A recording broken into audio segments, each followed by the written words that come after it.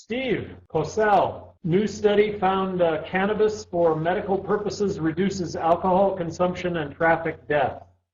Legal for personal use?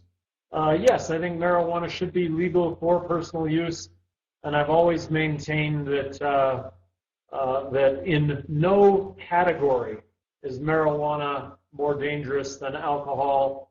And of course, it's never going to be legal to smoke pot, become impaired, and get behind the wheel of a car, but that ought to be the focus. And I've always maintained that legalizing marijuana will actually lead to less overall substance abuse, because people that currently use alcohol might find marijuana as a much safer alternative. Sherry Hooper has a text question. How long after you're sworn in as President of the United States will cannabis be decriminalized? Months, days, and months. Well, if I am elected President of the United States, what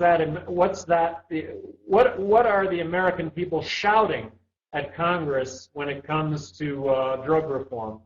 I think what they're shouting is that we should legalize marijuana and that we should come up with a rational drug policy, which really looks at drugs first from a health issue rather than a criminal justice issue, looks at drugs being decriminalized.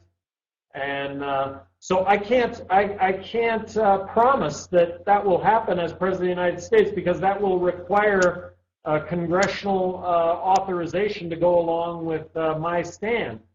But I'm just going to argue that that's the American people shouting that they want change when it comes to our marijuana laws. 4 weeks ago, Gallup came out with a poll that said 50% of Americans now support legalizing marijuana. This is an issue that does really well when people talk about it. So as President of the United States, I will be running the Drug Enforcement Administration. I think that at a minimum, you can look for less Drug Enforcement Administration than ever before.